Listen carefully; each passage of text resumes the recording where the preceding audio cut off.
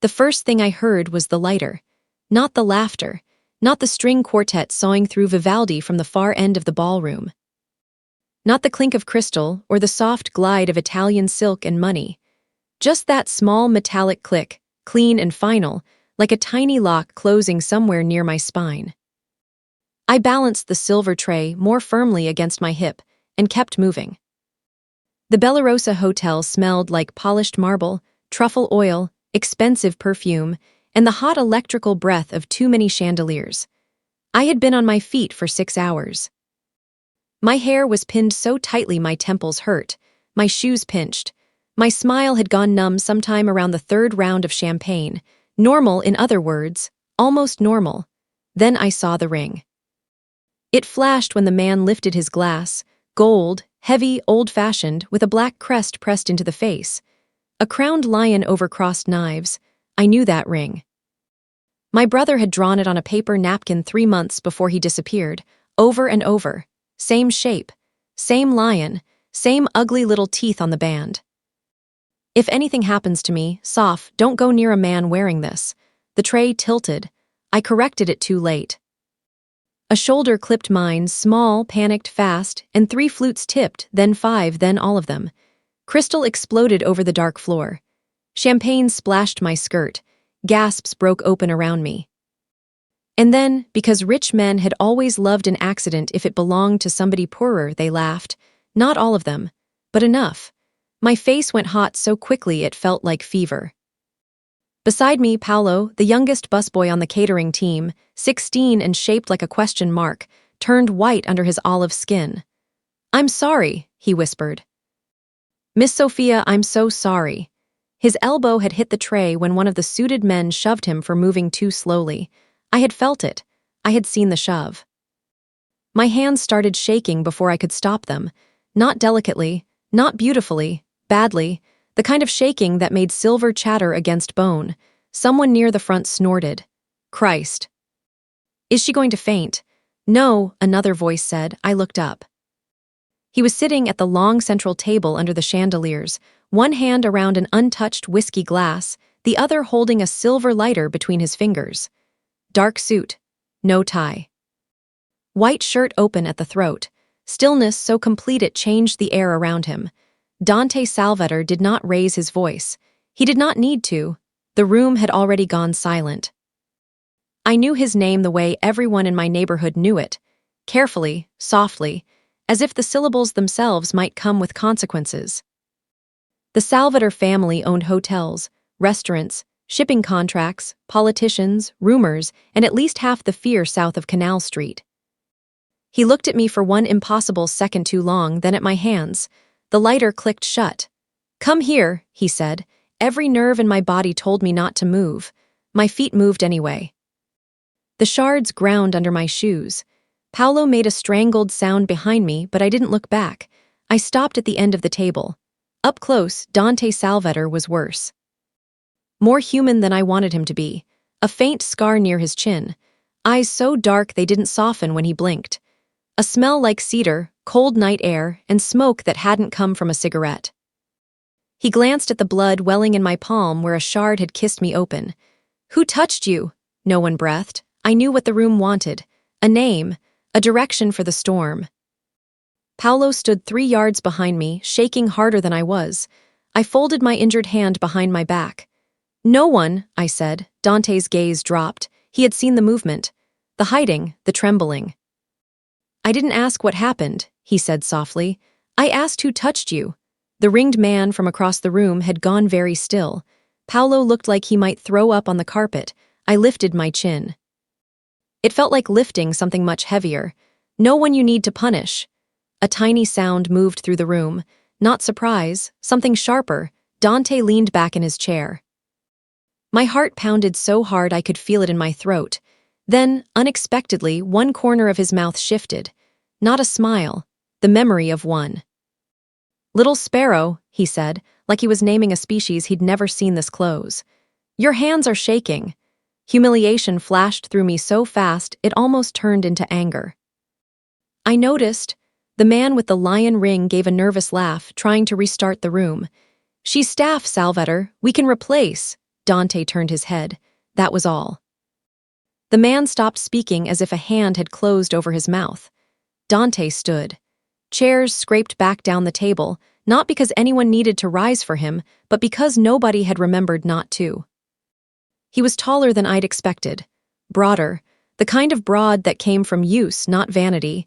He took a clean linen napkin from the table and held out his hand. I stared at it. "Your palm," he said. I gave it to him. The first touch was nothing theatrical, just his fingers around my wrist, steady and warm, as he wrapped the napkin over the cut. But it felt intimate in the worst possible way, because everybody was watching, because he did it gently, because I had been trying so hard not to feel anything at all. He looked past me. "That boy stays," Paolo nearly collapsed.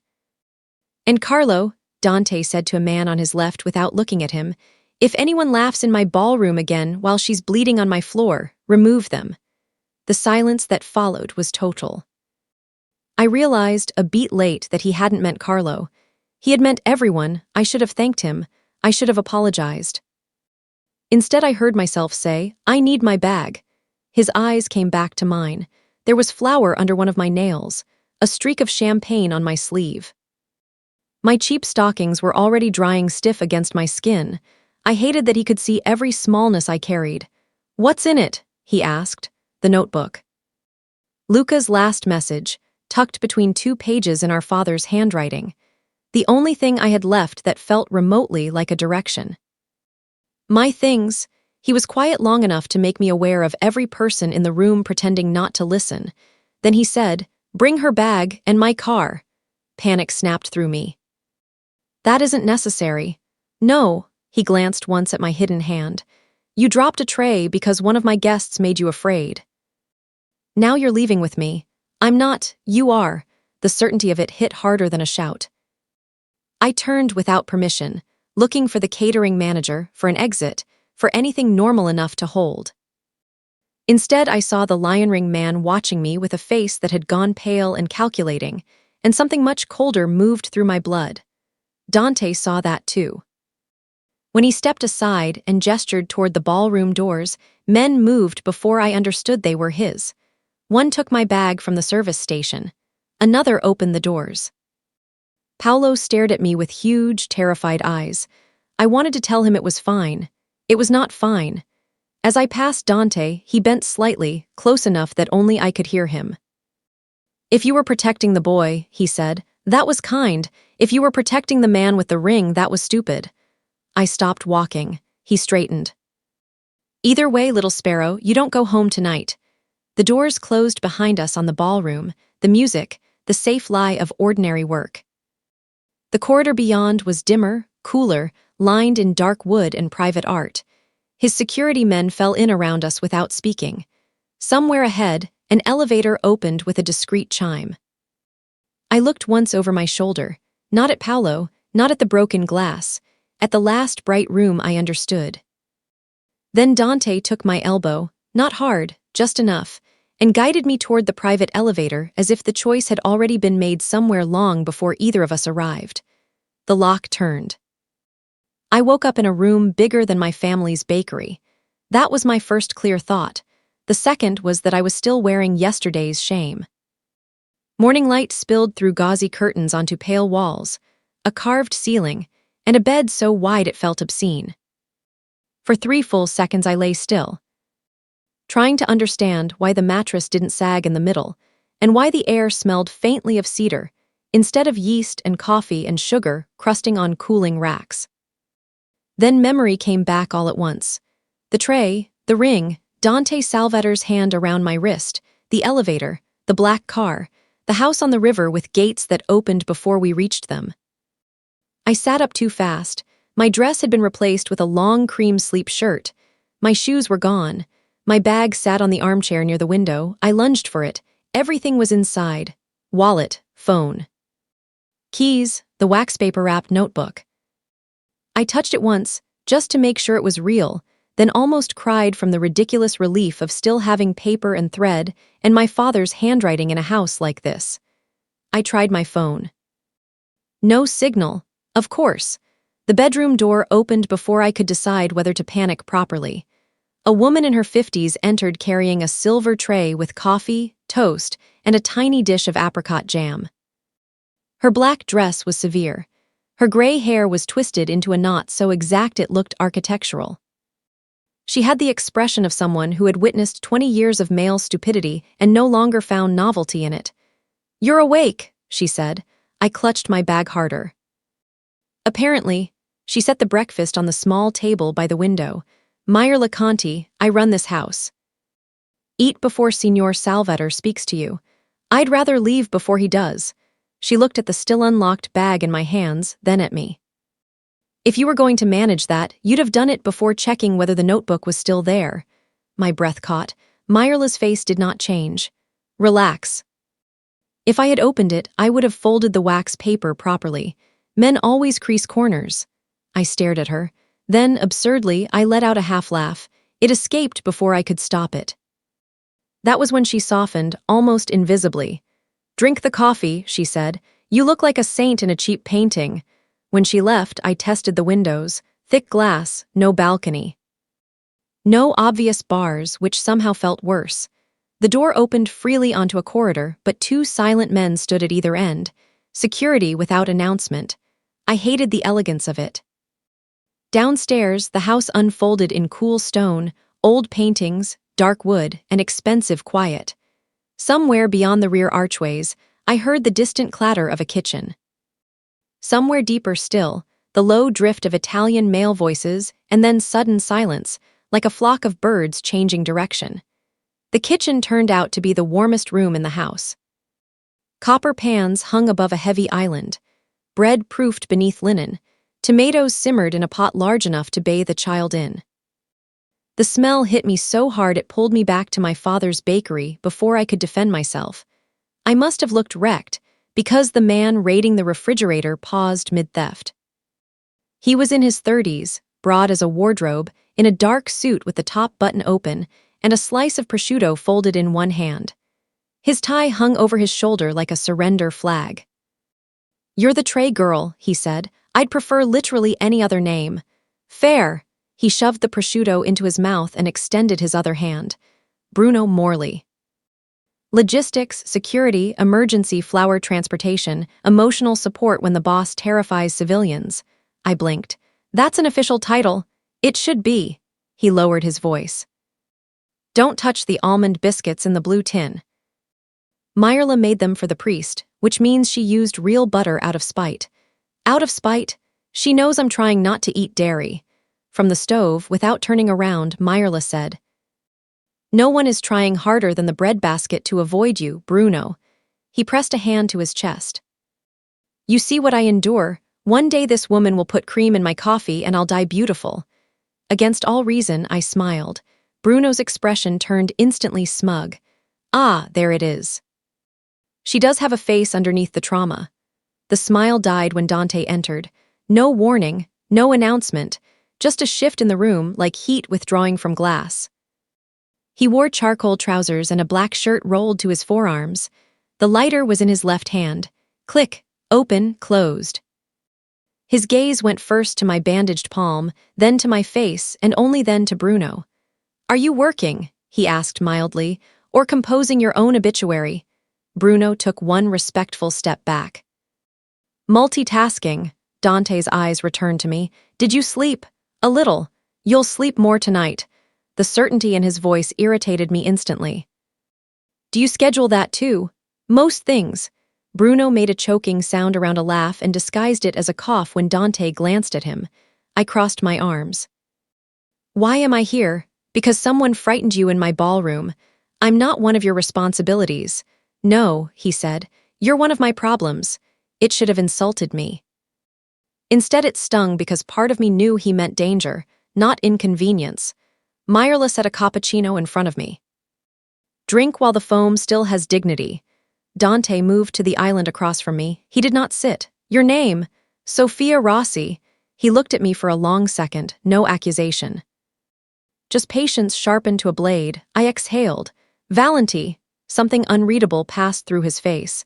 "Do you know a man named Luca Valenti?" Ice slid cleanly down my spine. I did not answer quickly enough.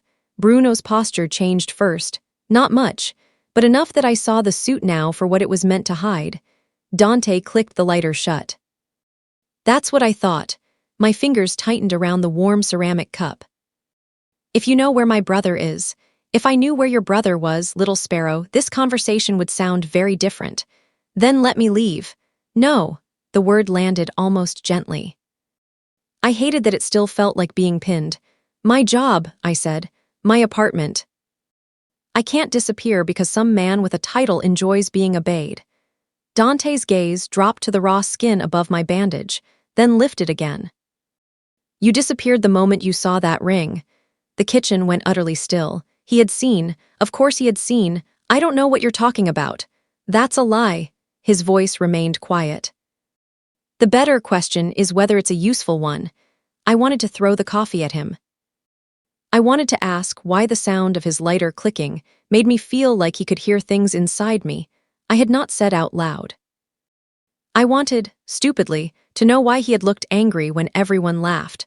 Instead, I said the only thing that still belonged to me. I'm not telling you anything until you tell me why you know my brother's name. Something shifted in Bruno's face, as if my chances of being shot had increased by a measurable percentage.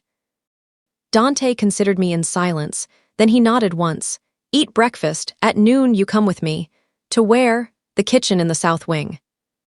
If you're going to lie in my house, you might as well do it while working. I stared. Working? You're a pastry chef. It wasn't a question. How do you know that? His gaze slid to the burn scar on the inside of my wrist. Old sugar, old kitchen, old accident. Your hands. That should not have felt intimate. It did. He turned to leave, then paused in the doorway without looking back. There are 3 rules, he said. You don't leave the grounds. You don't answer unknown numbers. And if you see my Uncle Corrado, you stay where there are witnesses. I went cold. The man with the ring. Yes. Why? He looked over his shoulder then, and for the first time something harder than control showed through. Because if he's interested in you, Dante said, it means your brother was telling the truth about something. He walked out. Bruno let out the breath he'd been holding. Myrla crossed herself toward the stove with such speed it could have been habit or sarcasm. I stood very still with my untouched coffee cooling in my hands. The house was elegant. The kitchen was warm, the breakfast was perfect, and I had never felt less free. He didn't repeat himself. The South Wing kitchen belonged in another century. High windows, black and white tile. A marble slab cool enough to wake the palms. Shelves lined with copper sugar pots and mold forms and delicate silver tools laid out with surgical precision. It wasn't a household kitchen at all. It was a private laboratory for appetite. I stood in the doorway with my apron tied too tight and understood, in one dizzying sweep, that rich men had whole rooms for the things my family had built on 2 tired hands and a rented oven. Dante watched me take it in. This used to be my mother, he said. I turned. She cooked, baked. His gaze lingered on the sugar thermometers hanging above the stove. When she needed to think. It was the first personal fact he had offered me, and he delivered it like it meant nothing. That made it mean more. Myrla had already placed flour, eggs, oranges, chocolate, cream, and a ridiculous amount of expensive vanilla on the central table. If I leave men in here, she said, they will ruin ratios. Call if you need me. I never ruin ratios, Bruno protested from behind her, carrying 2 crates of strawberries. You ruin chairs, she said, and trouser seams. Bruno looked at me mournfully. This is flirting. Learn from it. I laughed before I remembered Dante was in the room. The sound seemed to surprise all of us. He leaned one hip against the marble counter, arms loose, lighter turning once between his fingers. What do you need? No one had asked me that in weeks without meaning what do you need to stop causing trouble. My throat felt suddenly too small. Sugar, more than that. He gave Bruno a look. Bruno sighed. If I die carrying 50 pounds of illicit sweetness, tell Myrla I died shredded. Liar, Myrla called from the corridor. Tell the undertaker to widen the box. When the laughter faded, I set my bag carefully on a chair near the door and unwrapped my knives. Small things, familiar things. The room quieted around the sounds I trusted most: egg cracking, whisk striking bowl, orange peel giving under the blade. My hands were steadier here, not still, never fully still since Luca vanished. But better, Dante noticed that too. I refused to be grateful. "What are you making?" he asked. I separated yolks. "Something with a hard shell." "That tells me very little. That's because I don't know you well enough to waste my better ideas on you." Bruno, returning with sugar and an offended back, muttered. "Sweet Jesus." Dante's expression barely moved. "You're bolder in my kitchen." "I'm useful in a kitchen. Useful in a ballroom too," he said. "You changed the mood of the entire room." I set the eggshells down too hard. "That wasn't talent." "No." His gaze went to my hands. "It was something else. I worked because if I stopped, I would think. I tempered dark chocolate until it shone like polished stone. Infused cream with orange zest and vanilla. Cooked sugar to amber and poured it thin across silicone mats so it cooled to a translucent sheet the color of late sunlight. The first time Dante came close, it was because I needed a tray from the top shelf. "I can reach it," I said. "I know." He reached anyway. His body heat touched my shoulder before he did. Then his hand passed just above mine, long fingers closing around the tray. We were not touching. That was somehow worse. I became intensely aware of the exact position of both my hands, the sound of Bruno pretending not to notice from the sink, and the tiny pause Dante allowed before stepping back. Almost. I hated that I could already recognize the shape of it. "What do you call it?" he asked later, when the plated dessert sat cooling on the marble. "Bitter chocolate base. Orange vanilla cream in the center. A fragile amber shell on top that looked solid until the spoon went through." I stared at it. "Shatter," Bruno brightened. "That's how my diet ends every Thursday." Myrla, appearing with espresso cups, said, "Your diet ended in 2019. Dante ignored them both. "Why that name?" "Because I had built something that looked composed until the slightest pressure split it. Because I was tired of pretending that beauty and breakage belonged to different species. Because I was standing in a criminal's private kitchen, making a dessert that felt too much like the inside of my chest. Because, I said, keeping my eyes on the sugar shell, the strongest part usually isn't the part that lasts. A beat of silence answered me. Bruno looked between us and for once decided not to joke. Dante picked up the spoon. "Don't," I said. He paused. I moved around the table, took the spoon from his hand, and turned the plate toward him. "Like this." I tapped the amber top. It cracked with a clean, delicate sound. The room seemed to contract around it. For one absurd second, Dante looked as if I had struck something else entirely. Then his face smoothed. "Eat," I said, because if I didn't reclaim some ground, I was going to lose my footing completely. He obeyed. That should not have pleased me. It did. His eyes lifted after the first bite. Not dramatic, not exaggerated, just a stillness that went different at the edges. "Good," Bruno asked hopefully, already reaching. Dante moved the plate away before he could steal it. "Yes," Bruno clutched his heart. "I risked my spine for sugar, and there's no democracy in this house." Myrla patted his shoulder with the sympathy usually reserved for widows. "Be strong." I turned back to the counter so none of them would see the ridiculous, traitorous warmth that answer had caused. That was when I noticed my bag had shifted. Only an inch, maybe less. But I had placed it square to the chair leg. Now it was crooked. The blood left my face. I crossed the room too quickly and unzipped it. Wallet, phone, keys, notebook, still there, still wrapped. Still, a folded paper slid from between the wax paper and my father's old recipe pages. I had never seen it before. My fingers stopped working for a second. "Sophia, if they come to you, do not trust the doctor." The writing was Luca's. The room tilted. "Little sparrow." Dante's voice came from farther away than it should have. I looked up too slowly and found him already watching me. He had seen enough, of course he had. "What is it?" he asked. I should have lied. I knew how. I had become almost elegant at it. Instead, I heard myself say, "My brother left me a note." Bruno straightened. Myrla went still near the stove. Dante set his spoon down. "Bring it here." "No," one dark eyebrow lifted. It says not to trust the doctor, I said, every word scraped raw. And if you expect me to hand over the only thing my brother has said to me in 6 months, because you asked in that voice. You're even more arrogant than I thought. Bruno made a sound that might have been admiration. Dante held out his hand anyway. I hated him for being the kind of man the room still bent around. I hated myself a little more for walking over and placing the note in his palm. He read it once. Twice, then very carefully he folded it and gave it back. Something inside me went off balance. You know him, I said. The doctor. Yes, do you trust him? Dante's face became unreadable in a way that felt suddenly dangerous. I trust very few people. That wasn't an answer, which meant it was. The lighter clicked once between his fingers, sharp in the warm, sugar-scented air. Outside the high kitchen windows, a black SUV rolled slowly through the south gate and did not belong to any car I had seen on the grounds before.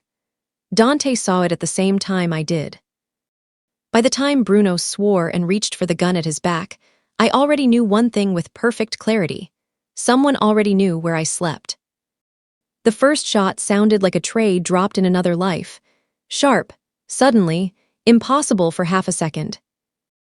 Then Bruno shouted, Myrla yanked me down by the sleeve, and the south wing kitchen exploded into motion. Men moved fast in Dante's world, not chaotically, worse than that, efficiently. As if violence had already been measured, assigned, and rehearsed, Bruno shoved the kitchen table sideways to block the lower windows. Somewhere in the corridor, boots pounded against tile. Italian snapped through radios. A second shot cracked glass in the pantry door. I hit the floor hard enough to bite my tongue. Stay down, Bruno barked. That would have been easier if Dante hadn't crossed directly through the open space to get to me. He did not duck. He did not rush. He simply changed direction mid-command and came straight for where Myrla had pushed me behind the island. The calm of it terrified me more than panic. Dante dropped to one knee in front of me and caught my jaw between his fingers. Look at me. I did. His thumb pressed lightly at the side of my throat. For one confused second, I thought he was doing something violent, something intimate, something I did not have a name for. Then I realized he was counting my pulse. His face changed by one fraction when he found it racing. She's fine, he said, but the words came out rougher than they had in the kitchen. A man appeared in the doorway, speaking too fast in Italian. Dante answered without looking away from me. Orders, angles, names. The kind of language built to move bodies before fear could slow them down. Then his hand slid from my throat to the back of my neck. Up, he said. I got up. Another shot cracked somewhere in the corridor. Myrla swore in a voice so unholy I would remember it fondly until I died. Bruno shoved open a concealed panel beside the pantry shelves, revealing a narrow service passage behind the walls. Why does your house have secret hallways? I demanded as Dante pushed me toward it. Because my family had enemies before you were born, he said. Bruno herded Myrla in behind me. And because rich paranoics love architecture, we moved in darkness that smelled of dust, starch, and old wood. The passage was so narrow Dante's chest brushed my back when we stopped at a turn. I could hear the house above us like a body under strain, feet pounding, doors slamming, voices carrying through walls too old to keep every secret. A sharp inhale sounded behind me. I turned. Bruno had one hand pressed to his side. Blood darkened his shirt between his fingers. Myrla's face went white. Madonna, it's a graze, he said. If I die, delete my search history. You don't know how computers work, Myrla snapped, already tearing a strip from her apron. Then burn the phone. The laugh that broke out of me came wrong and watery and half hysterical. Dante's head turned at the sound. For a second in that cramped dark, his eyes found mine and held. Almost. Then the passage door at the far end burst open and one of his men shoved us into a linen closet big enough to store a hotel. White shelves, folded towels, lavender starch. Cold tile under my bare feet. The space swallowed the noise of the house by a degree, but not enough. Dante closed the door most of the way and stood in front of it, gun low in his hand. I stared. That was the first time I had seen one on him, not because it shocked me. That would have been childish. It was the ease of it. The fact that the weapon looked less like an escalation and more like another bone in his wrist. Bruno slid down against the shelves so Myrla could knot the cloth over his side. This, he informed the ceiling, is why I keep saying we need a less murdery workplace. Be quiet, she said, voice shaking. I'm bleeding, not dead. Yet. Dante listened to something in his earpiece, then answered quietly. South Gate, 2 vehicles, Corrado's men. I pressed back against the shelf behind me. Your uncle, yes. Why would he shoot up your house in daylight? His eyes flicked to me, then away. Because he thinks your brother left you something. I went still. The notebook, I said. He did not bother pretending not to know. Luca worked part-time on the books for one of Corrado's front charities, Dante said. He found money moving where it shouldn't. Arms shipments dressed up as food donations, cash skimmed from church funds, judges paid through dead companies. Then he disappeared with the ledger. And you think he gave it to me? I think Corrado does. A hard beat of silence went through the closet. My brother never trusted me with things that could get me killed. Your brother underestimated how useful a decent man's sister can become to indecent ones. I hated the bluntness of that because it was true. Because Luca had always hidden the worst parts of the world from me with both hands, as if love could function as a wall. He should have come to me, I said. Dante's jaw tightened. No. He should have come to me. The words came out before I could stop them. Why would he trust you? He looked at the almost shut door as if the answer lived beyond it. Because once, he said, I told him I'd keep Corrado away from the bakery district. That landed in my chest with surprising force. You knew my father, by sight. Did you know he died because he wouldn't wash someone's money through his ovens? Dante went very still. I saw it then. Not guilt, recognition.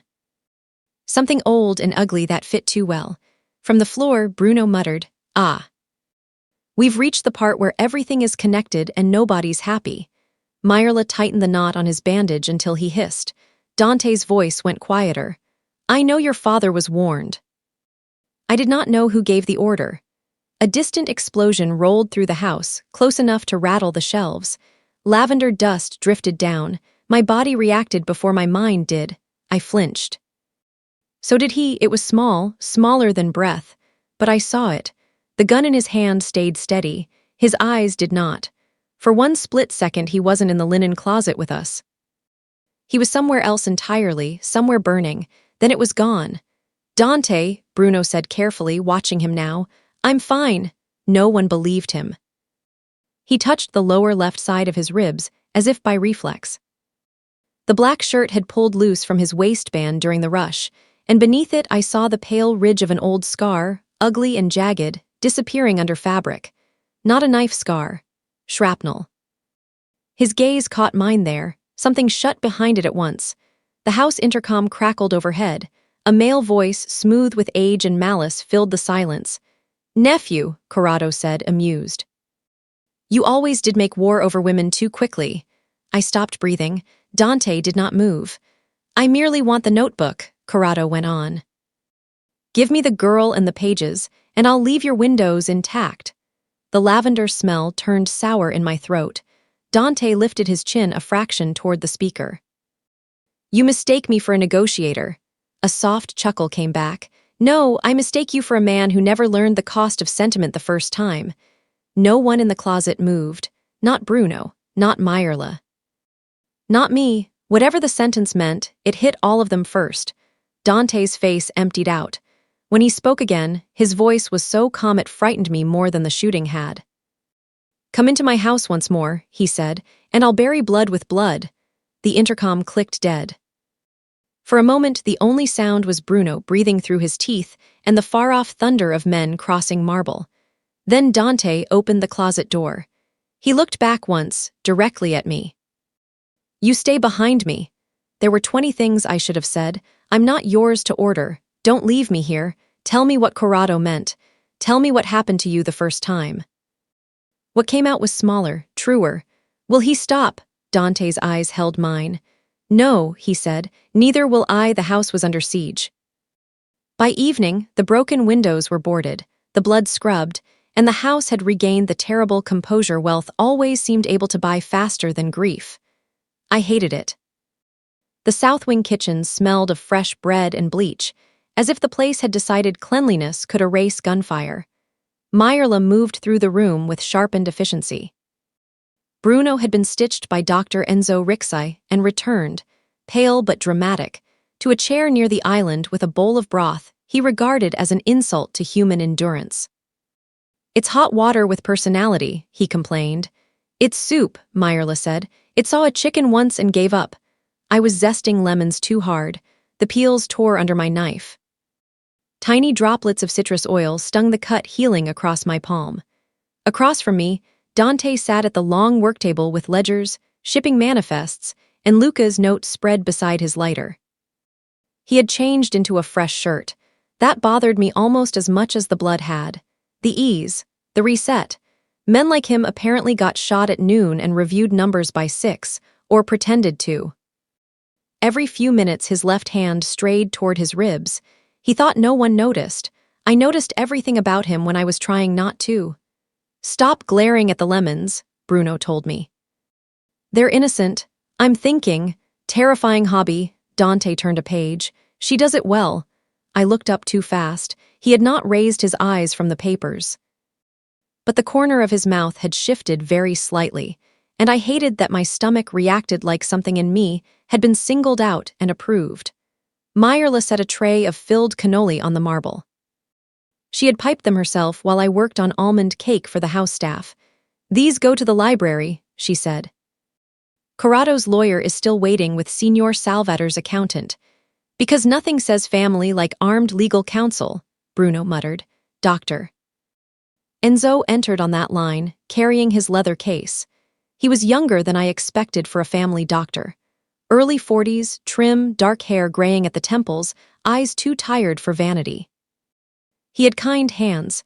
That would have mattered more to me if Luca's note hadn't sat folded inside my apron pocket like a warning against my skin. Don't trust the doctor.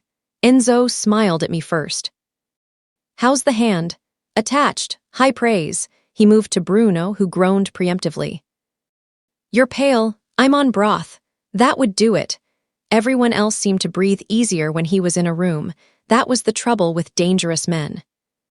They learned to trust whatever patched them back together. I watched Enzo wash his hands, watched him reach for the tray of cannoli without asking. Watched him pause not long, but long enough, over the one at the far left before taking the center one instead. A smell caught at the edge of my senses. Sweet ricotta, citrus, sugar. And beneath it, thin as a thread, bitter almond. My skin went cold. I stepped forward before I understood I'd decided to. Don't! Every head in the room turned.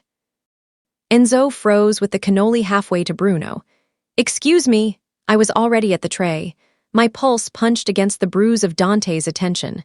This one, I said, pointing to the leftmost shell. Don't touch it, Meyerla frowned. Why? I bent, inhaled carefully, and felt terror sharpen into certainty. Not enough to scent the whole tray, just one, just the cream. Because someone cut the orange blossom with something that smells like almonds, I said, and ricotta should not smell like almonds. Bruno stared at the cannoli as if it had personally betrayed him. I knew it. Evil lives in desserts now. Enzo's face changed. Not guilt. Alarm. Dante stood. The whole room shifted around that one motion. He came to my side and picked up the poisoned cannoli between 2 fingers. You're sure? No, I said honestly, but I'm not wrong. His gaze slid to me, almost. Then he set the cannoli back down and looked at Enzo. Test it. Enzo opened his case with a speed that suggested this was not the first time food had tried to kill someone in this family. Tiny strips, liquid, a wait that lasted too long. Bruno whispered, If I die because I finally trusted dairy again, I'm haunting all of you. Meyerla crossed herself without irony this time. The strip turned dark. Enzo went still. Cyanide, he said quietly. For 1 second nobody spoke, then chairs scraped. The door opened. Men poured in on Dante's silent command, collecting the tray. sealing the kitchen, searching hands, names, supply logs, routes. Violence did not always arrive screaming in his world. Sometimes it arrived in gloves. Dante did not look at the men, he kept looking at me. How? He asked. I hated that I heard the real question under it. How did you save me? How do you know this? My father taught me to smell for spoiled almonds when shipments came in old crates, I said. Then pastry school taught me nothing forgives contamination, no matter how much sugar you add. Pastry school, Bruno repeated weakly. Marvelous. We're protected by a homicidally observant cupcake angel. The tension cracked just enough that I almost smiled. Then Dante took my elbow. Library, he said. He did not release me until we were inside with the doors closed. The library was colder than the kitchen. Dark walnut shelves, old leather, rain starting softly against the windows. Dante stopped near the hearth and finally let go. You saved my house twice in one day, he said. I saved your cannoli. You knew what I meant. I looked at the fire screen instead of him. That doesn't mean I trust you. No, the lighter clicked once in the quiet. It means you're alive because you don't trust easily. I should have kept my mouth shut. Instead, I reached into my apron, pulled out Luca's note, and set it on the desk between us. He told me not to trust the doctor. Dante read it again, though he knew every word already. Do you? I asked. He was silent long enough to make the room feel smaller. Enzo once held a compress against Bianca's throat while she bled in the back of a car, he said. The name landed hard. Not because I knew it, because of the way he said it. Who was Bianca? The question should have been too much, too personal, a trespass, but he answered. My fiancée. There was no warning in his voice, no softening. That made the picture worse, not a romantic ghost, a real woman, blood in a car, a throat. A doctor's hands trying to stop what wouldn't stop. I'm sorry, I said, and heard at once how small that sounded. So was Enzo. It took me a second to understand. He looked past me, not at me. She was 7 months pregnant. The room lost all warmth. I forgot every prepared thing, every defensive line. All I could see was the brief flinch in the linen closet, the hand to his ribs, the way Corrado had said the first time. I stepped closer before I could stop myself. Not much, 1 pace. Dante's attention returned to me with a force I felt physically. I didn't know, I whispered. You weren't supposed to. Rain tapped the windows. Fire hissed softly in the grate. I wanted to say something good enough for that kind of ruin, and there was nothing. That felt more honest than most sympathy I had ever heard. His hand lifted, not to touch me. He stopped halfway, fingers flexing once in the air near my cheek. Almost, then he dropped it. Go upstairs, he said. The dismissal hurt more than it should have. What about Enzo? What about him? Was Luca warning me because Enzo poisoned the cannoli? No, the answer came too fast. Certain, that should have relieved me. It didn't. Then why does he matter? Dante's gaze went to the door. Because only someone inside my walls knew which tray would reach this room. The rain intensified. Footsteps passed outside. Somewhere in the house, Bruno started arguing loudly about whether near-death exempted him from dietary restrictions. I looked at Dante, at the rigid line of his shoulders, at the grief he wore like another tailored thing no one else was supposed to mention. Do you think Enzo is the traitor? I asked. His eyes came back to mine. I think, he said, someone close to me just tried to kill the wrong person. I didn't know then whether he meant himself, or me. 2 days later, Dante took me to a chapel I had never noticed despite passing it half my life. It stood behind iron gates on a narrow street off Mulberry, wedged between 2 stone buildings with no signs and too much quiet around them. Rain had washed the city clean that morning. By afternoon, the sidewalks smelled of wet brick, gasoline, and spring trying to happen through exhaust. I stared at the chapel door. You bring all your house guests to private places of worship. You're not a house guest. I turned to him. That is not the reassuring answer you think it is. The smallest flicker passed over his mouth. Almost. Bruno, climbing out of the second car with one hand pressed theatrically to his healing side, looked up at the cross above the door inside. If I get shot at a memorial, I'm haunting everyone in custom footwear. You've said that already, Myrla told him. Yes, but now we're near God, so it counts more. Dante ignored them and opened the passenger door for me himself. That should not have mattered. It did, not because it was courtly. Because he did nothing carelessly, which meant even small things acquired weight near him. Inside, the chapel held candle wax, old wood, and that particular silence sacred spaces manage even in cities full of sirens. Only 6 pews, a marble altar. 2 white lilies near the front, beginning to turn at the edges. No crowd, no priest, no audience. I looked at him. Anniversary, he said, of course. Something in me softened and recoiled at the same time.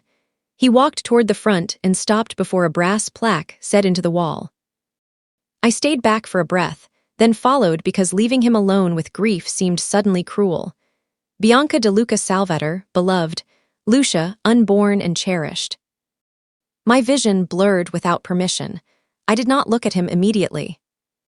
When I finally did, he was standing with both hands loose at his sides, face unreadable, eyes fixed on the names as if expression itself would be an insult. I used to think grief would eventually become quieter, I said before I could decide whether that was foolish. It doesn't, it just learns where to stand. His gaze shifted to me then, not shocked. Just arrested. That sounds practiced, he said. My father, I swallowed. And then Luca disappearing. It's not the same, I know it's not the same. No, his voice was low. But you know enough. The confession hung between us like a fragile thing neither of us should have touched. A phone buzzed in Bruno's pocket. He stepped toward the back of the chapel to answer it, muttering about incompetent men and shipping invoices. Myrla lit a candle near the door and gave us the kind of privacy that pretended not to be deliberate. I moved closer to the plaque. She had your last name already. We were married in everything but paperwork. I didn't ask why the paperwork had waited. Some losses do not need details to wound. What was she like? I asked quietly. His eyes returned to the names. Braver than I deserved. It was the nearest thing to tenderness I had heard in his voice. It made me ache in places that had nothing to do with romance and everything to do with seeing how carefully a person could survive themselves. A sharp cracking sound split the air outside. Then another, gunfire. This time there was no confusion. Bruno yelled from the back. Myrla shoved me toward the side wall. Dante moved before fear could finish arriving. He caught my shoulders, pivoted, and put his body between mine and the door in one seamless motion. The stained glass panel beside the entrance burst inward. Colored shards rained over the aisle. I heard shouting, tires, more shots, one of Dante's men going down on the steps. Stay behind me, Dante snapped. A ridiculous protest rose in my throat and died there. His hand found the back of my neck, driving me low as he drew his gun.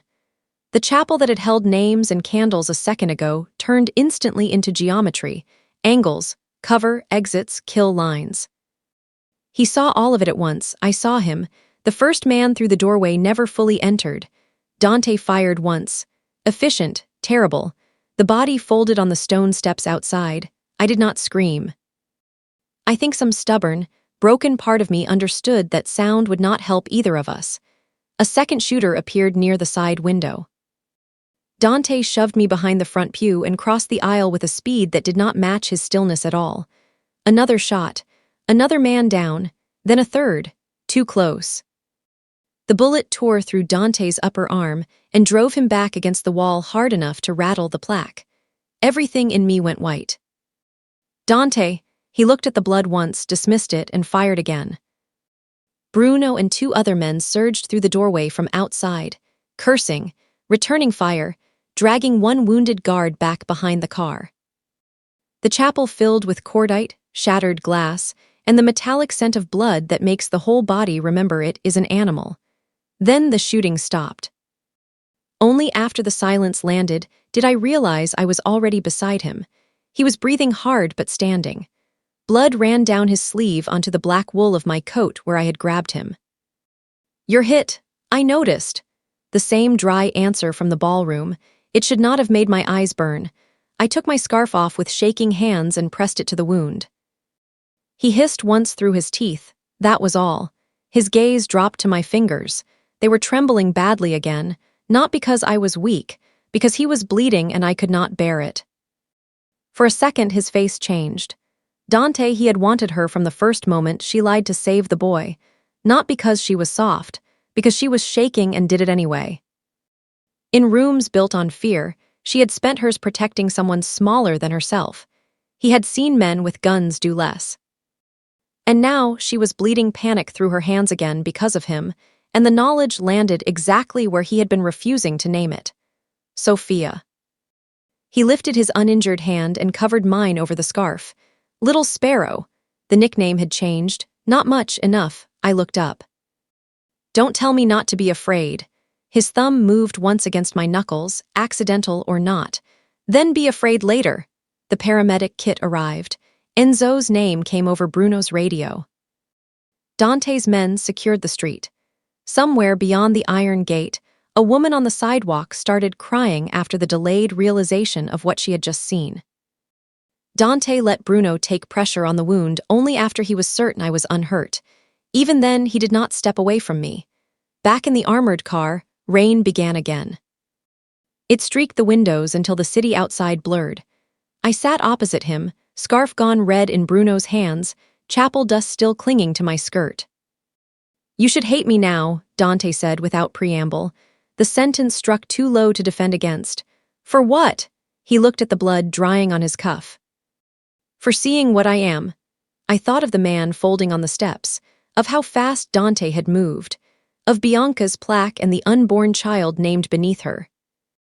Of his body between mine and the door before I had even understood death was entering the room. I saw what you did, I said carefully. That isn't the same as knowing what you are.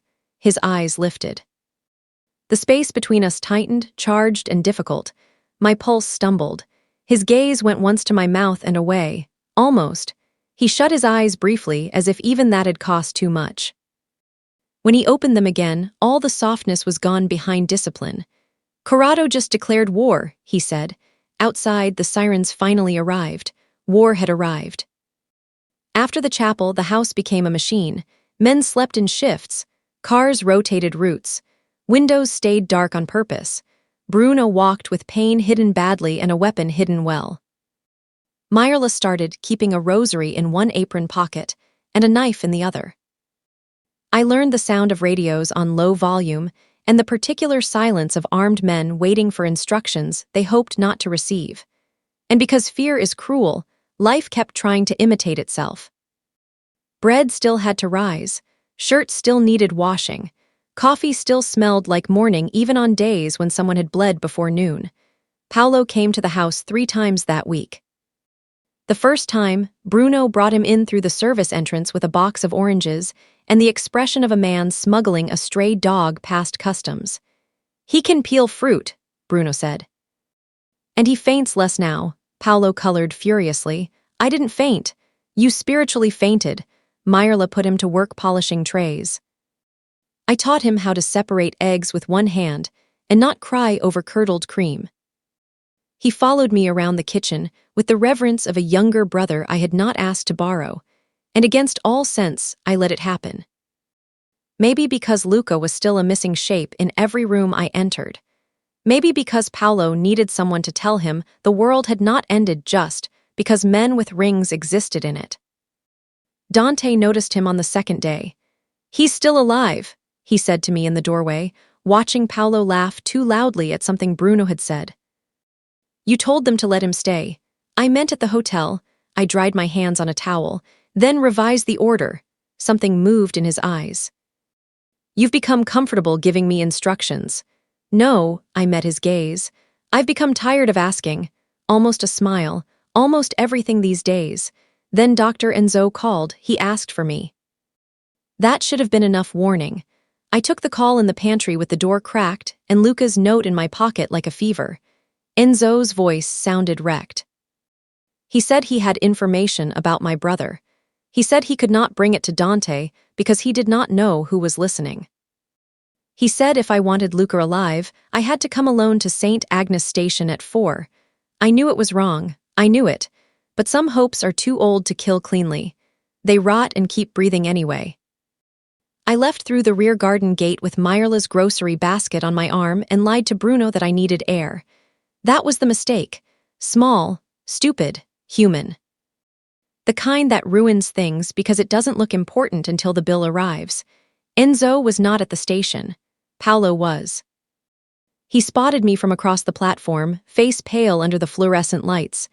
"Miss Sophia, Bruno sent me. He said you weren't answering." My stomach dropped so fast it hurt. Then I saw the men. Two near the ticket machine, one by the timetable board, all of them too still. "Paolo," I said, trying to keep my voice normal, "walk away from me." He frowned. "What, now?" One of the men reached inside his coat. Paolo moved before I finished the sentence. Not away, toward me. The first shot shattered the arrivals board overhead. People screamed. The platform broke apart in every direction. I grabbed Paolo's sleeve and ran. Another shot sparked off the pillar beside us. We hit the stairs half falling, half flying. My lungs tore. Paolo's shoulder slammed into mine. He was praying under his breath in quick, furious fragments.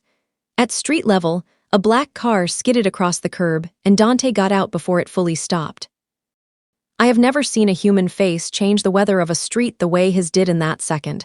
Not because he shouted, because he didn't. He took in everything at once. My coat, Paolo. The man behind us drawing a gun at the station exit. Then Dante fired. The gunman dropped. Bruno came out of the passenger side, swearing so hard pedestrians actually moved faster. Myrla, in the back seat for reasons I would later learn involved her refusing to remain home while idiots formed plans, thrust open the rear door and yelled my name. I turned toward the car. That was when Paolo jerked. The sound he made was small, almost offended. Blood spread over the front of his shirt. "No," he looked down like he didn't understand the shape of his own body anymore. I caught him before he hit the pavement. Everything after that went strange and bright and wrong. Bruno dragging us behind the engine block. Dante emptying the rest of the magazine into the alley. Myrla on her knees in the dirty street, pressing both hands over Paolo's wound and ordering him not to close his eyes in a tone she usually used on overcooked pasta. Paolo looked at me, not at Dante. Not at the blood, at me. "I'm sorry," he whispered.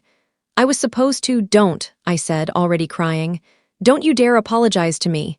He tried to smile. The ambulance took 6 minutes. Those 6 minutes live in my bones. Paolo lived. Barely. The bullet missed his heart by what Enzo later called a miracle and what Dante called bad aim. He lost too much blood. Needed surgery.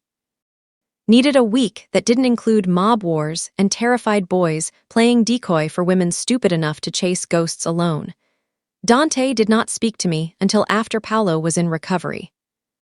When he did, he took me into his office, closed the door, and put a train ticket on the desk between us. New Haven, tonight, 2 hours. Beside it sat a passport under another name and an envelope thick with cash. I stared at them for so long I almost forgot how to breathe. "You can leave," he said. I looked up. The office smelled of leather, rain trapped in wool, and the faint smoke of his lighter though it was unlit in his hand. His face gave me nothing. That was worse than anger. "What? You wanted a choice." His voice was flat. "Take it. You think I'm leaving because I'm afraid." "No," his gaze pinned mine. "I think you're leaving because being near me just put a boy on an operating table." The cruelty of that was that it was true. I flinched. He saw it. The muscle in his jaw moved once. "I made a mistake," I whispered. "Yes." No forgiveness, not even the shape of it. Tears came hot and humiliating. "I thought if Luca was alive." "I know what you thought. You don't know anything about what I don't." The word landed hard. "Don't tell me what I know about chasing the impossible after it starts costing other people blood." Silence opened under that sentence like a well. I looked at the ticket again. New name, new city. One clean line away from all of this. "What happens if I go?" Dante set the lighter down. "You live. And what happens if I stay?" His expression changed by almost nothing. It was enough. "You stop pretending you can stand near this world and remain untouched." I took the ticket. The paper shook in my hand. An hour later, I was at the station with the passport in my coat and Paolo's blood still under one fingernail. The train hissed at the platform. People boarded with coffee cups and tired faces and ordinary lives. I could have stepped on. Instead, I thought of Myrla kneeling in the street, of Bruno swearing through pain, of Dante putting a way out in my hand even when it cost him, of the truth I finally hated enough to stop lying about. The danger was not outside me anymore. It had moved in. I tore the ticket in half. Then I turned around and went back to the only door that would never let me pretend again. I chose it. No one stopped me when I came back through the gate. That was almost worse. The guards opened the ironwork. The house stood lit against the dark river like a threat disguised as architecture. Inside, Bruno was at the long hall table with a fresh bandage under his shirt and a bowl of pasta the size of a baptismal font. He looked up when I entered. "You returned. I noticed." "Excellent." "I had money on guilt." I stared at him. "You gamble on my emotional stability, only with men I dislike." I laughed once brokenly. Relief flickered across his face before he buried it under theatrics. "Myrla said you'd come back," he added. "She also said if I told Dante first, she'd salt me like a codfish." "Where is she?"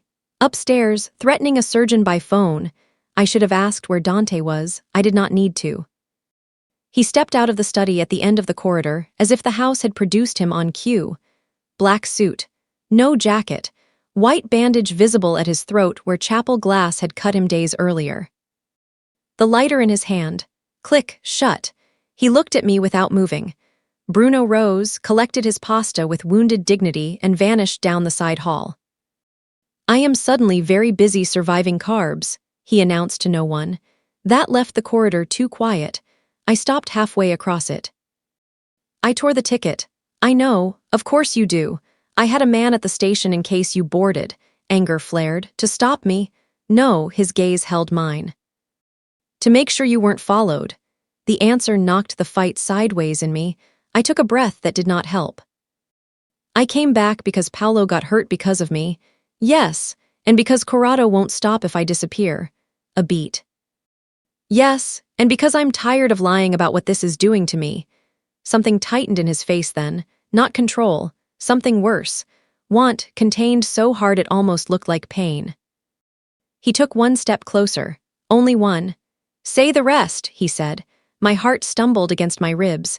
This was where brave women spoke beautifully. This was where novels lied. I had nothing beautiful. Only the truth in its least flattering shape. "I'm not afraid of you," I whispered. "I'm afraid of who I am when you look at me like that." The air changed. He stared at me with such stillness I wondered if I had ended something permanent and invisible. Then his hand lifted, slow enough for me to stop him if I wanted. Slow enough to matter. I did not move. His fingers touched my cheek. Warm, careful, ruinous, almost. He closed his eyes once as if the touch itself had cost him too much and let his hand fall away. "Go upstairs," he said roughly. The rejection cut and relieved me at the same time. Again, I'm trying very hard not to make tonight harder than it already is. That landed so deep I felt it in my knees. I went upstairs because I had no dignity left to argue with. I undressed in the dark, washed Paolo's blood from under my nail, stared at my own face in the mirror until it became a stranger's. Then the power went out. The house dropped into black silence, so total it felt deliberate. A second later, emergency lights came up dim and red along the floorboards. I reached for the bedroom door at the same time it opened. Enzo stood there. I actually felt relief for one stupid heartbeat, then I saw the gun in his hand. "I'm sorry," he said. The world narrowed to one impossible point. "You," I said. His face looked wrecked, older, no triumph in it at all. "My daughter," I backed away. "What? Corrado has my daughter." His voice broke on the last word and repaired itself badly. "For 8 months." My body wanted to run. My mind tripped over Luca's note. "Don't trust the doctor. You poisoned the cannoli." "No, I let the kitchen staff list reach him." I told him when security changed.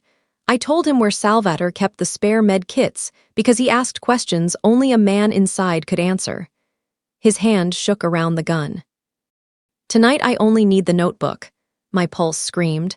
"If you think I brought it upstairs with me, I know you did.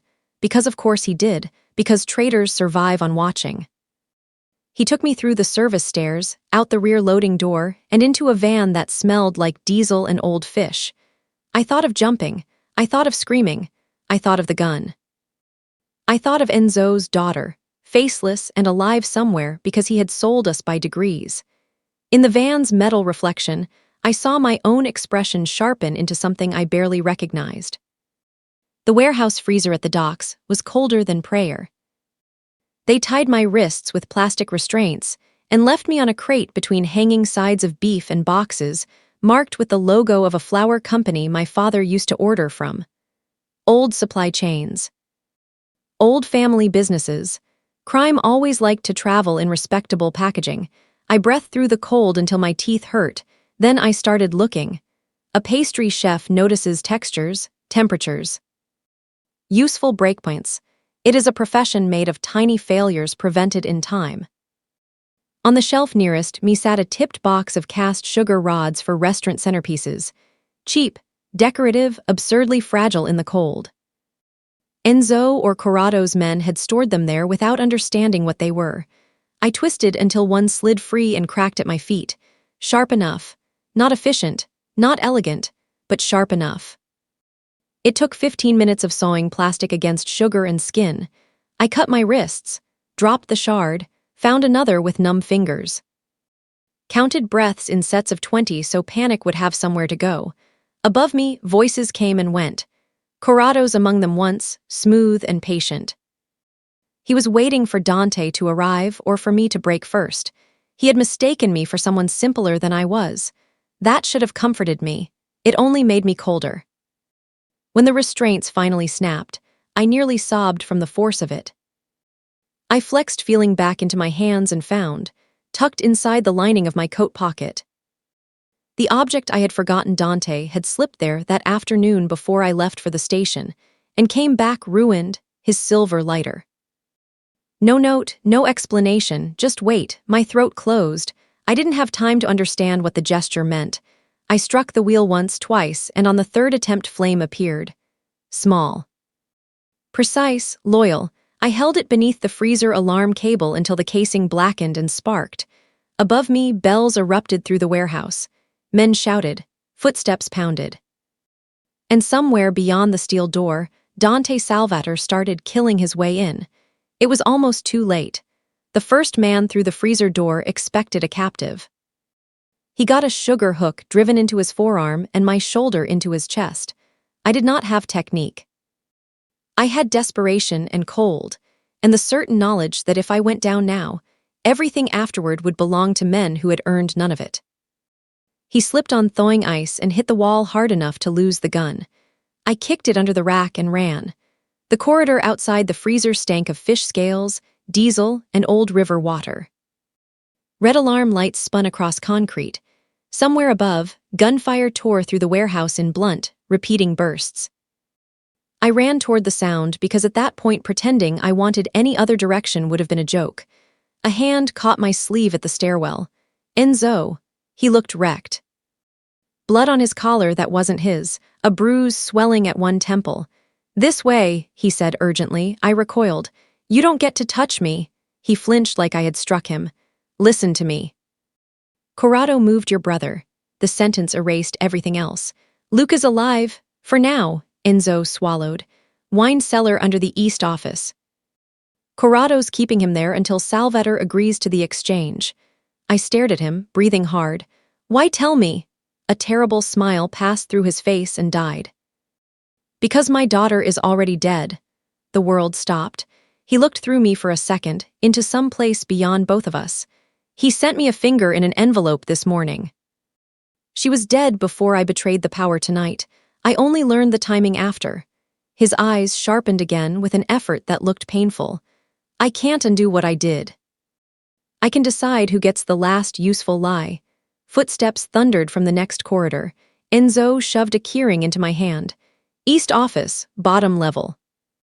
"Go, and you." He looked toward the incoming men.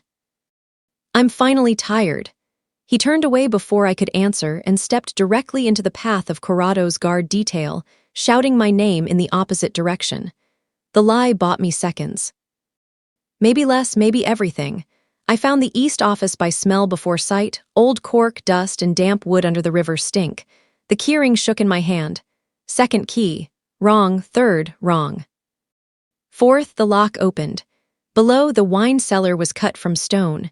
Racks, bins, private labels, money sleeping in bottles. At the far end, a man sat chained to a support column with his head bowed. Luca, for a second I could not move, not because I doubted it.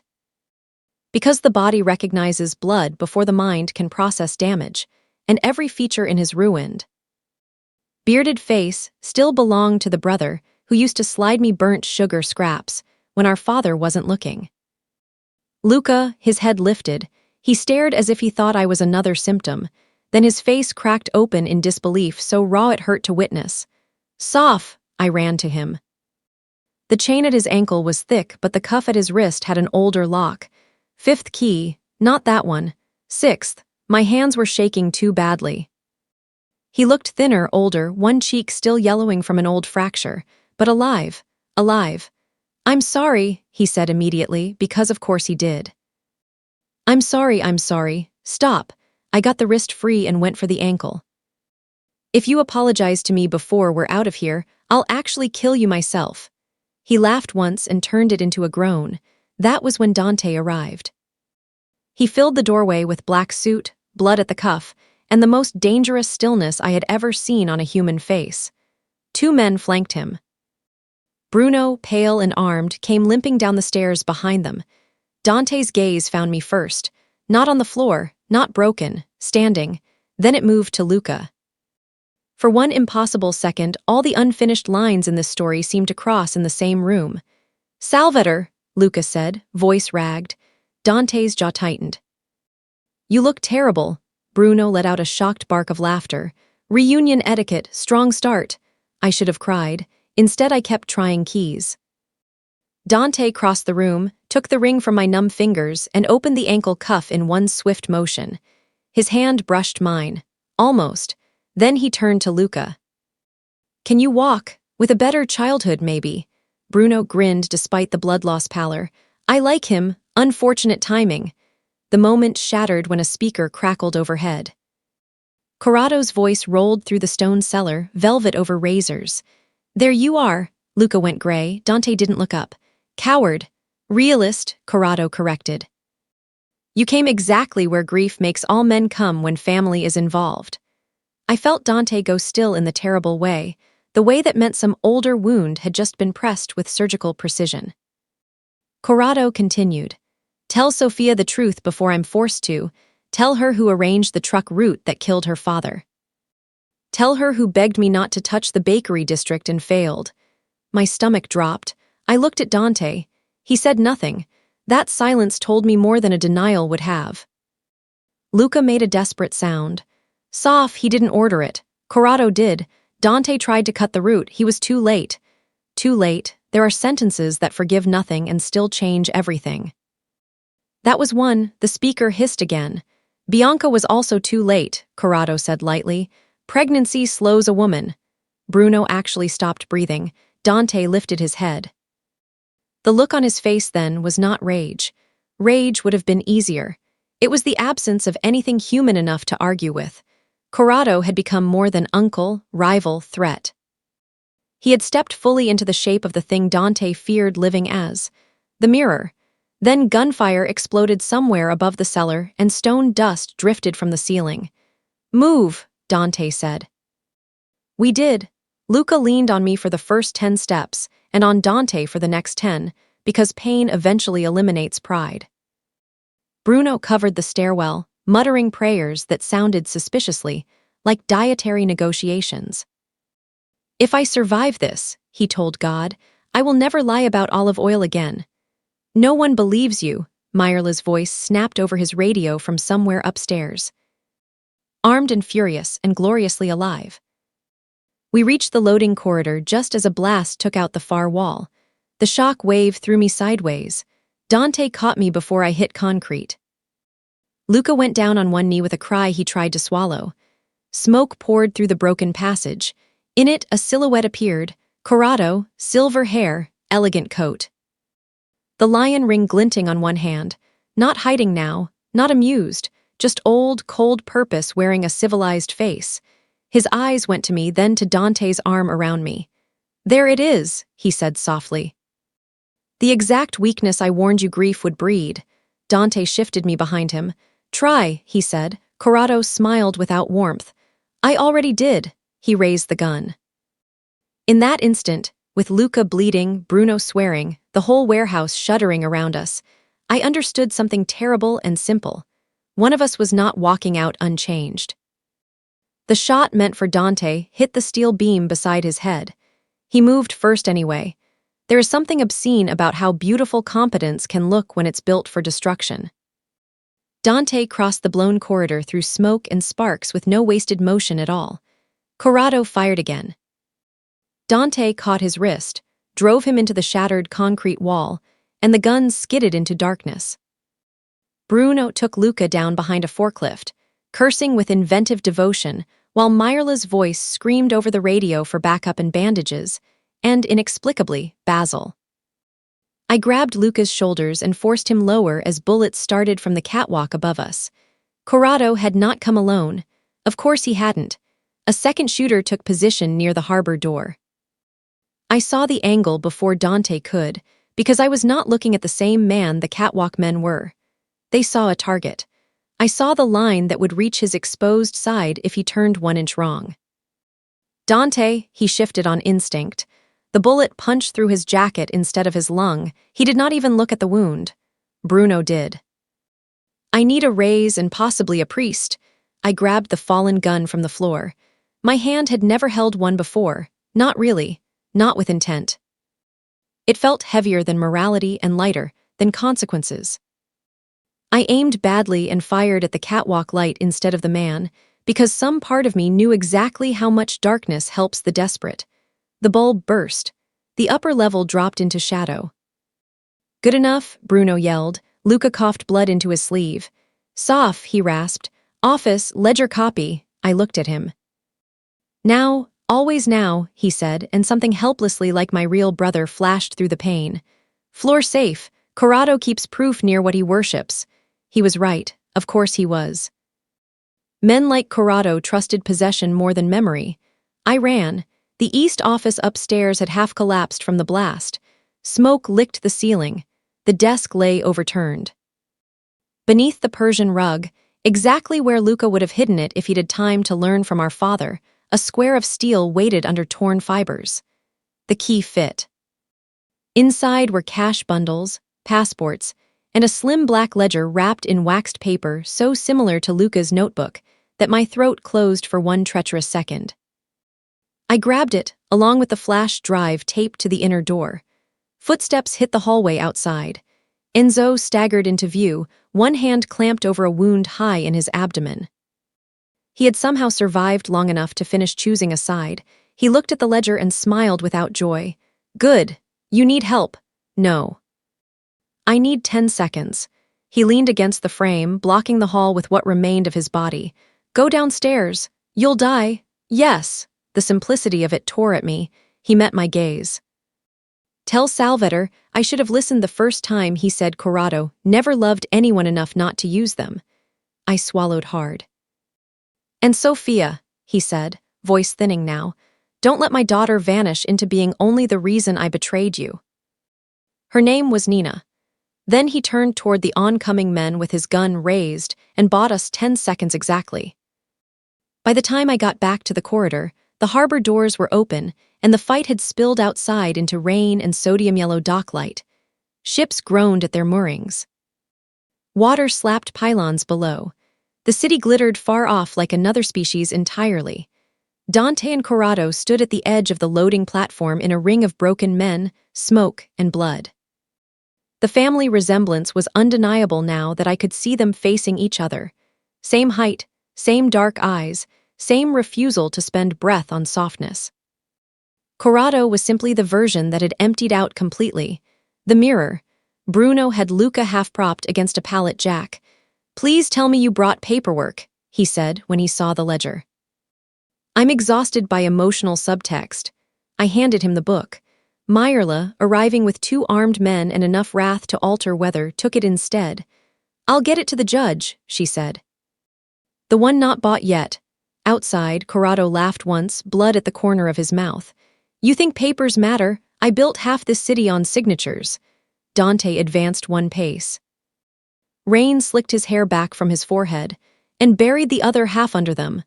Corrado's eyes flicked to me standing under the harbor light. That's your mistake, he said to Dante. Not the girl, the softness she woke up in you. Bianca did it first. I corrected it. Now this one has made you slow. The doc went silent, not because of the accusation, because of the confession. Even Luca stopped breathing beside Bruno.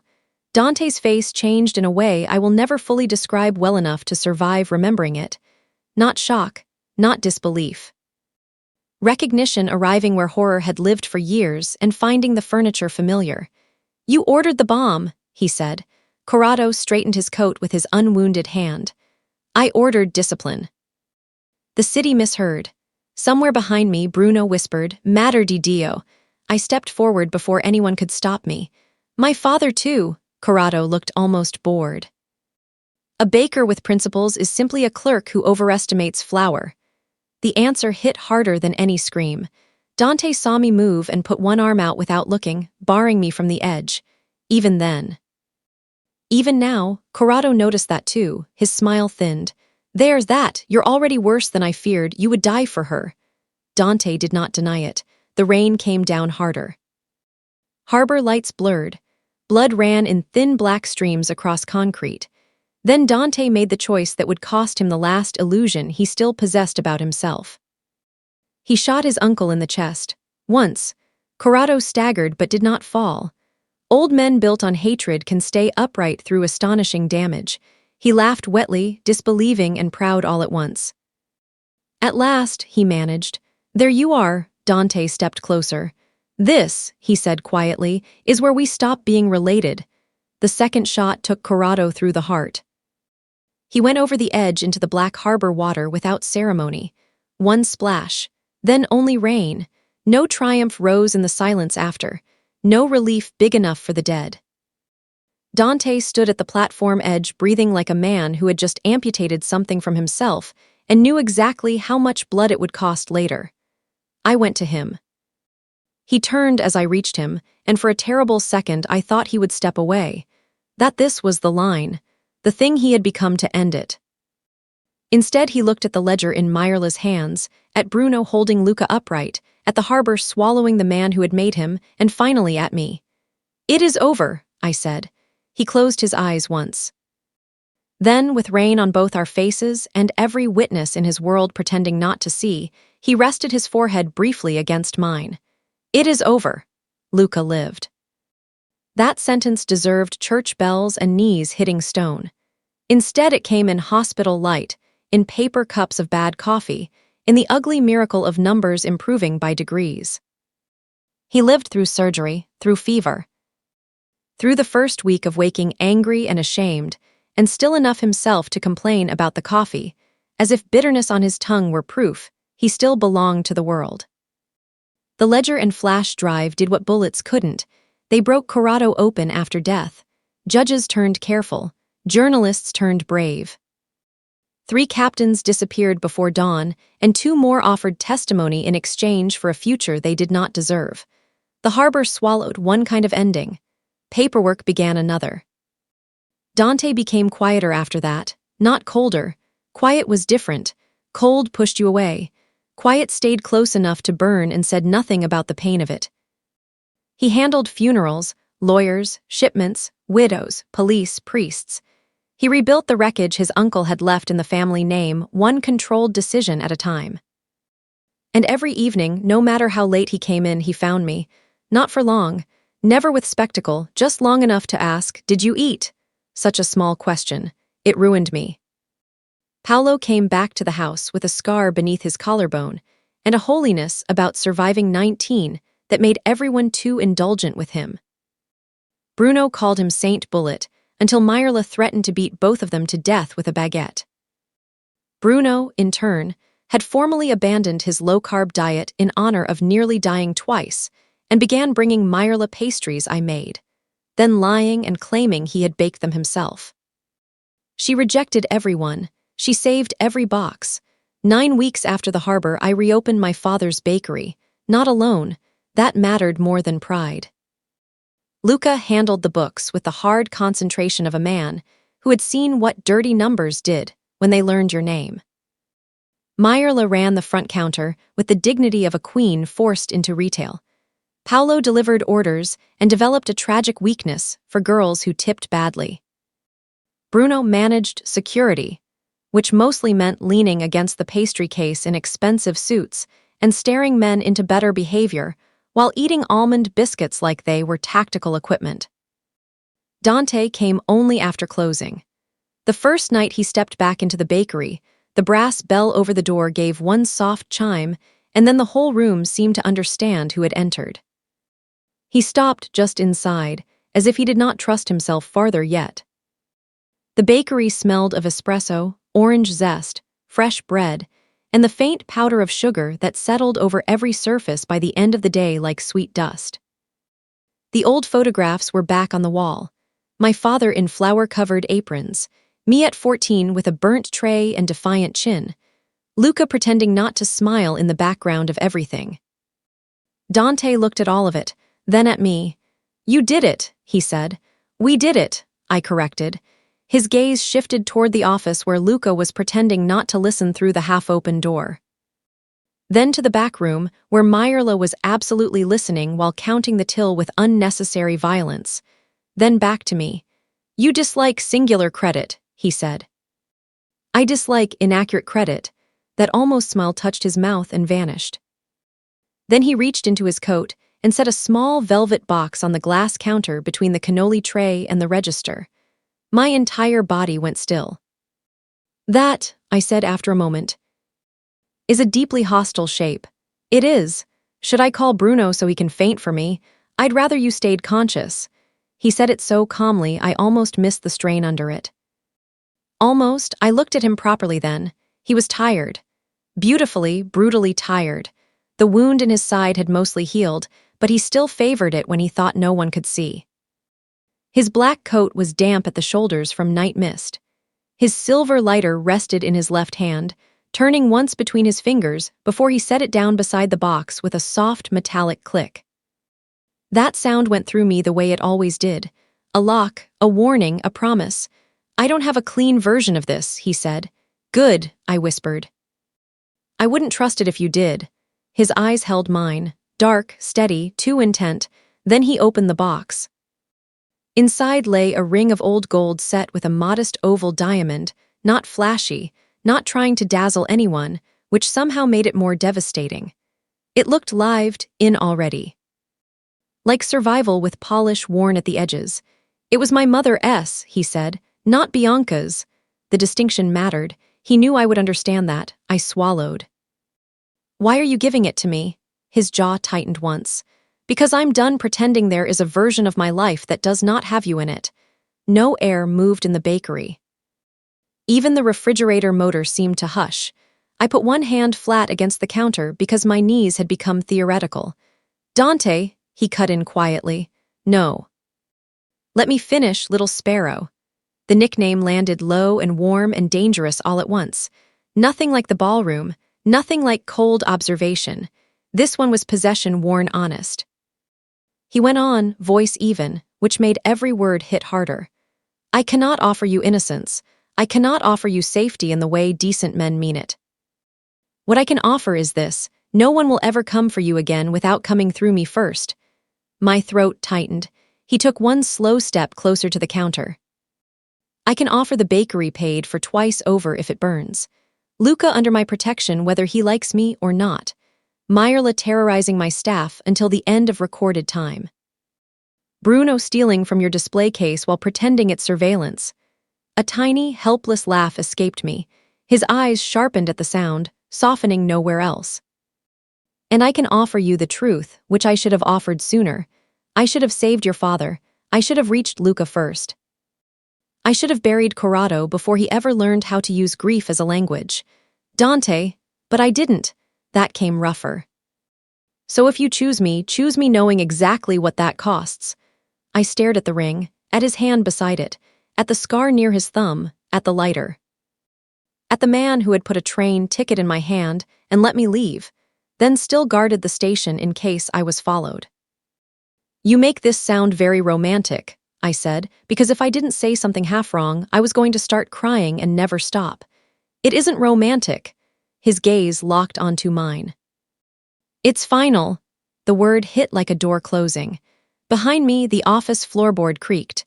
Luca, the traitor to privacy, had absolutely moved closer to hear better. From the back room came the faint clink of coins that meant Myrla had also stopped counting. I looked at Dante and knew he knew all of that too. Still, he said nothing more. No speech. No pressure. Just presence, the terrible, patient force of it.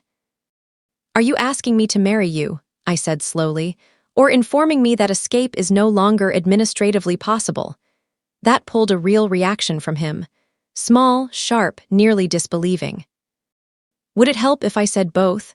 It would help if you said something less likely to make a woman throw a tart at your head. His eyes dropped to the lemon tarts cooling on the tray. Would you miss? Not even slightly. He nodded once as if this pleased him. Then yes, I am asking. My hands had started trembling. Of course they had. I hated that he saw it instantly. His expression changed, not pity. Never that, something more intimate, recognition. Look at me, he said softly. I did. The room blurred at the edges. Only him stayed sharp. When your hands shake, he said, quieter now, I know you're standing at the edge of something that matters. My breath caught. That was it. The thing from the ballroom, named at last, not weakness. Meaning, he took the ring from the box and held it between us, but did not reach for my hand yet. The first night I saw you, everyone else heard glass. I saw a woman afraid enough to tremble and kind enough to protect someone smaller anyway. Do you understand what that did to me? No, I whispered. His eyes did not leave mine. Neither do I. I only know it has not stopped. Something inside me gave way, not neatly. Nothing with him had ever been neat. I can't promise I'll be graceful at this, I said. I can't promise I won't wake up terrified some mornings. I can't promise I'll ever be the kind of woman this world expects beside you.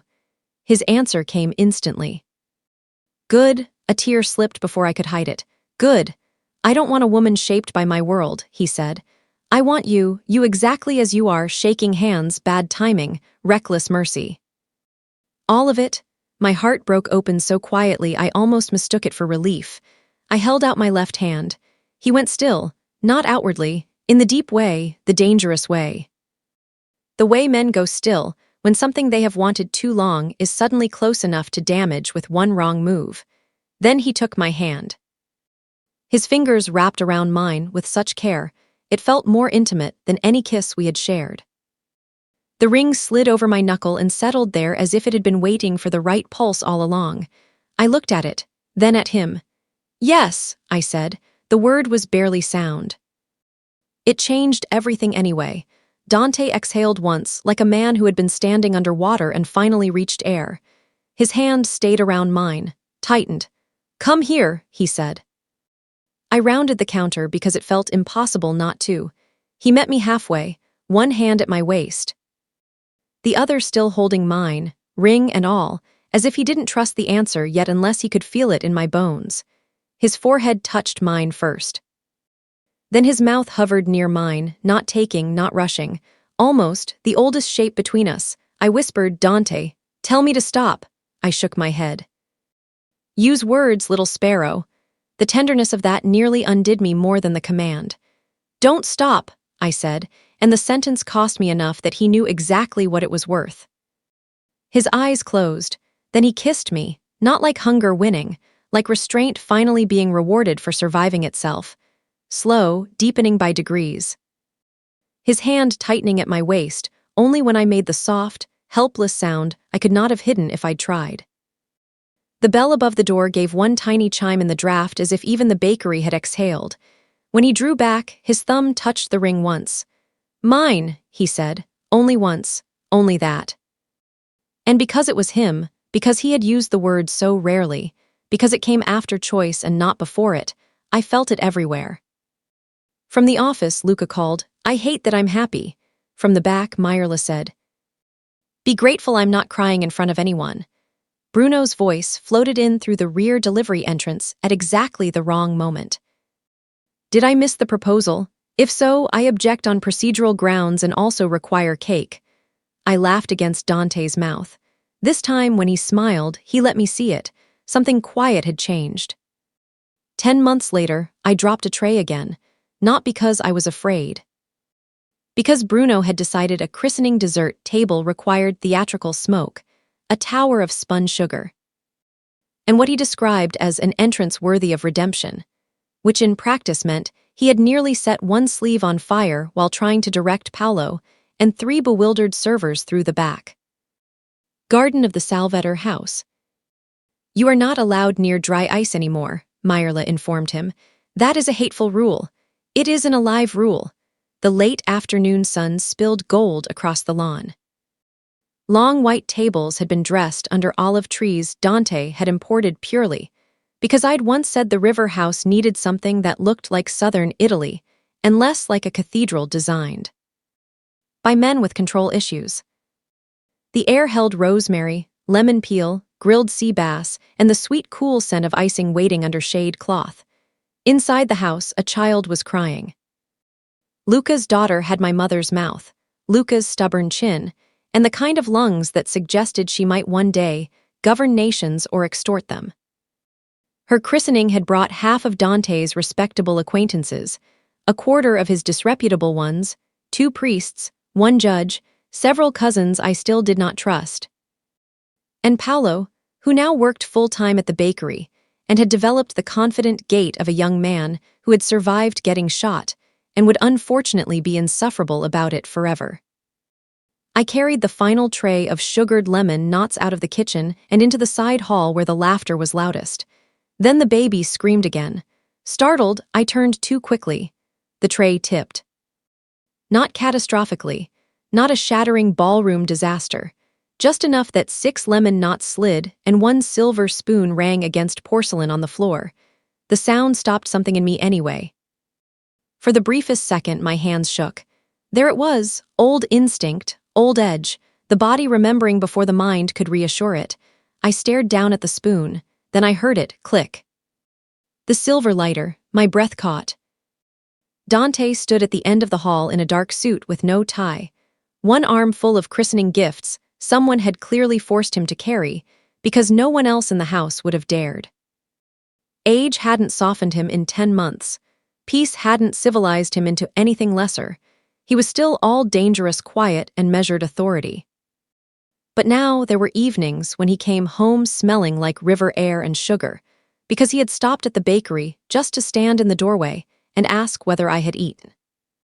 His eyes went to my hands first, as they always did, then to the fallen spoon, then back to me.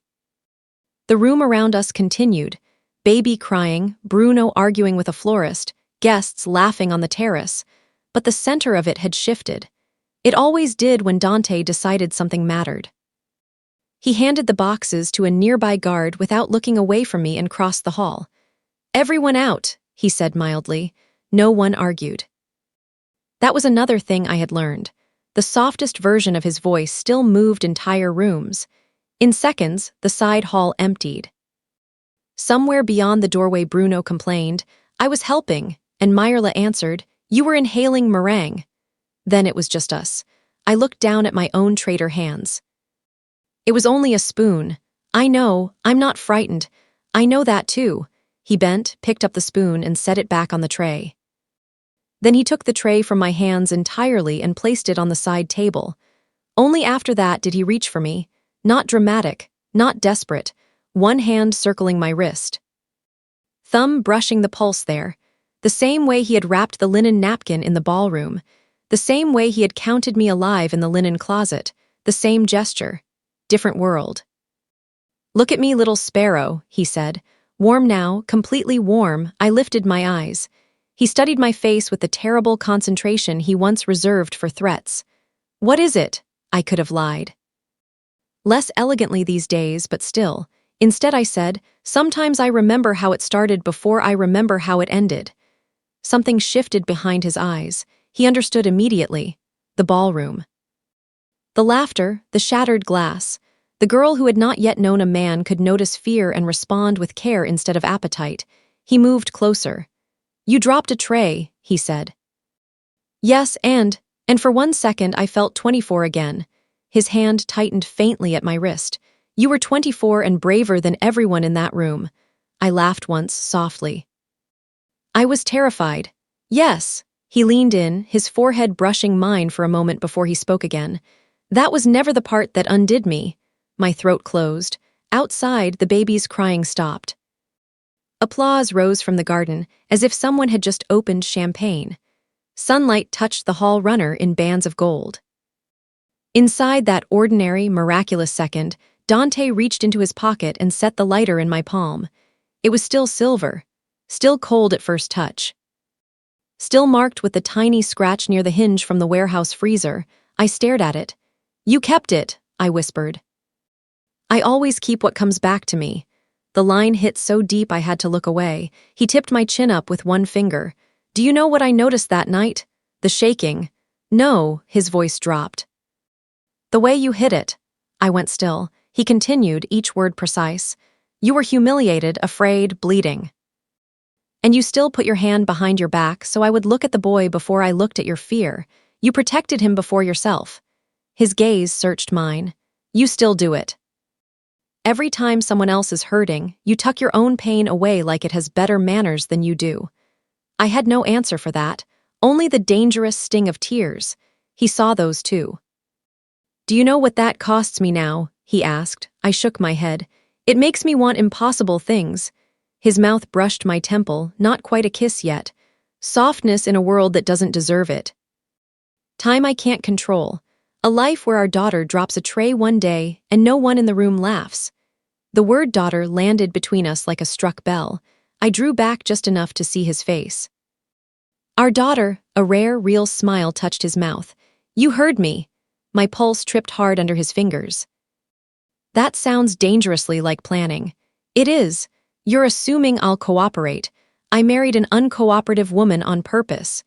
That pulled a laugh from me even through the tears. "Possessive, yes. Arrogant, yes." I narrowed my eyes. "You're supposed to deny at least one of those." He leaned down until his mouth hovered just above mine. "Why would I lie to my wife?" Almost. I could feel the shape of our whole story in that almost. Every interrupted breath. Every hand that had stopped before it took. Every door he had held open even while claiming me with his silence. Every version of us that could have broken and didn't. So I kissed him first. Not boldly. Never that, just enough to end the wait. His breath caught. That alone was worth months of history. Then his arms came around me, slow and sure, and the kiss deepened into something settled rather than frantic. Not rescue, not surrender. Home, if home could still carry a weapon and know where all the exits were. When he pulled back, the lighter was still in my hand. He curled my fingers around it. "Keep it," he said. "You'll be unbearable about borrowing it. I'll buy another. That one's lucky." His eyes held mine. "No." "You were." From the terrace, Bruno yelled. "If the married people are done having a private opera, the baby has been blessed and the pastries are at risk." Myrla's voice followed immediately. "The pastries are at risk because of you." Dante sighed against my hair. "I could have had a quieter life." "No, you couldn't." "True." He kissed my forehead. Then, because tenderness had become the most radical thing either of us had learned, he took the tray from the side table and handed it back to me. This time, my hands were steady. We walked out together into the late light, into family, into noise, into the life we had built from wreckage with both hands. Luca stood beneath the olive trees with his daughter asleep against his chest. Paolo was flirting with a caterer and losing. Bruno had somehow acquired a plate before the blessing ended. Myrla pretended not to smile while watching all of it. The ordinariness of the scene hurt more than violence ever had, because it had been earned. Dante looked down at me once as we stepped onto the terrace. "Careful, little sparrow." I glanced at the tray. "With the pastries." His hand settled at the small of my back, warm and sure. "With my heart," he said. And because life does not become safe just because it becomes beloved, because darkness still existed beyond the gates and always would, because I had chosen all of it with open eyes.